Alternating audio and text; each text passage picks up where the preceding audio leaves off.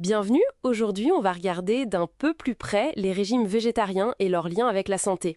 Et pour ça, on s'appuie sur une expertise toute récente de l'ANSES, l'Agence française de sécurité sanitaire. Elle date de juin 2024.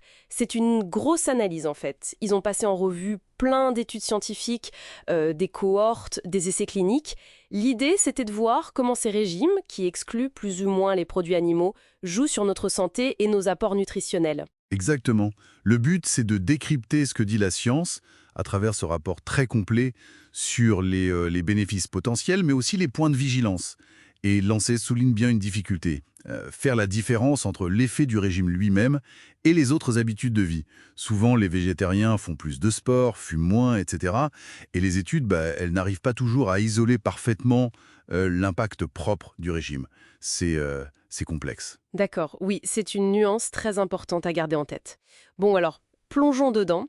Qu'est-ce que ce rapport nous apprend côté santé globale? Alors le rapport suggère une association entre ces régimes et un risque peut-être plus faible pour certaines maladies.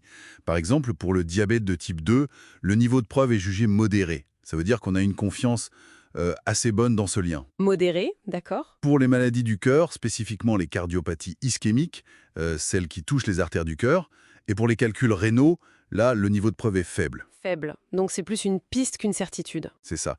Une piste intéressante, mais qui demande clairement plus de recherche. C'est un peu pareil pour une possible protection contre le cancer de l'estomac, preuve jugée faible aussi. C'est intéressant ça, parce qu'on entend souvent que le végétarisme est très bon pour le cœur. L'ANSES semble plus prudente, avec des preuves faibles. Oui, c'est plus nuancé, effectivement. Et d'ailleurs, pour beaucoup d'autres cancers, colorectal, poumon, sein, prostate, ovaire, Mhm. ou même pour la mortalité toutes causes confondues, eh bien, les données analysées ne montrent pas de lien très clair, ou alors le niveau de preuve est trop bas pour conclure fermement. D'accord. Par contre, un point qui revient souvent, c'est un IMC, l'indice de masse corporelle, qui est généralement plus bas chez les personnes végétariennes. Ah oui, ça c'est assez connu. Voilà. Et puis, pour d'autres problèmes de santé, comme la démence ou la santé mentale, le rapport dit clairement qu'on manque de données solides issues des études retenues pour pouvoir se prononcer. Ok, donc un tableau assez contrasté pour la santé globale. Mais alors, quid des nutriments? C'est souvent le sujet sensible avec ces régimes, non? Y a-t-il des alertes particulières? Tout à fait. C'est un point absolument crucial et le rapport confirme certains risques d'apport insuffisants. Le fer, par exemple, Hmm. surtout la ferritine, qui mesure nos réserves en fer, elle est souvent plus basse. Là aussi, niveau de preuve modéré. Le fer, ok. Et j'imagine la B12? Exactement. La vitamine B12, c'est le point critique classique. Elle est quasi absente des végétaux, donc sans surprise, le statut en B12 est fréquemment bas chez les personnes qui ne consomment pas ou peu de produits animaux. Preuve modérée également. Il faut aussi surveiller l'iode et la vitamine D. Et potentiellement la vitamine B2, la riboflavine, surtout chez les végétaliens stricts. D'accord. B12, fer, iode, vitamine D, B2. Ça commence à faire une petite liste à surveiller. Oui. Et il y a aussi la question des oméga 3 à longue chaîne, EPA et DHA, ce qu'on trouve surtout dans les poissons gras.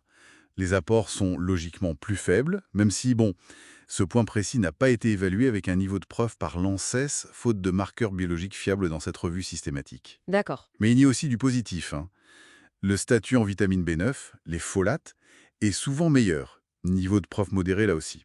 Ah, quand même un point positif net sur les nutriments. Oui, mais il faut vraiment insister, hein. Régime végétarien, ça recouvre des pratiques très différentes. Certains mangent des œufs, du lait, d'autres rien d'animal. La clé, c'est vraiment une alimentation bien pensée, bien équilibrée. Et pour la B12, soyons clairs, la supplémentation est quasi systématiquement nécessaire pour éviter les carences. Et rappelons que la solidité de tout ça dépend de la qualité des études incluses dans l'analyse de l'ANSES. Ok, donc si on essaye de résumer les grands messages de cette expertise. Les régimes végétariens semblent associés à certains bénéfices potentiels. Moins de diabète de type 2, peut-être un peu moins de maladies cardiaques ischémiques, de calculs rénaux, de cancer de l'estomac, et un IMC plus bas, c'est ça? C'est une bonne synthèse, oui. Mais attention, ça demande une vraie vigilance sur certains apports, le fer, la B2 en priorité, mais aussi l'iode, la vitamine D et parfois la B2. Et pour beaucoup d'autres liens possibles avec la santé, eh bien, les preuves scientifiques restent encore assez légères si on se base sur ce rapport. Tout à fait. Et ça soulève une question de fond que l'analyse met bien en lumière d'ailleurs. C'est de savoir dans quelle mesure les effets qu'on observe sont dus à ce qu'on enlève la viande, le poisson, etc., par rapport à ce qu'on ajoute, souvent en plus grande quantité, dans ces régimes. Ah oui, Les fruits, les légumes, les légumineuses, les céréales complètes, des fibres, tout ça, sans oublier les autres habitudes de vie qui vont souvent avec. Réussir à démêler l'effet propre de l'éviction des produits animaux, de l'effet de ce qui est consommé à la place et du mode de vie global, ça reste un vrai défi pour la recherche future.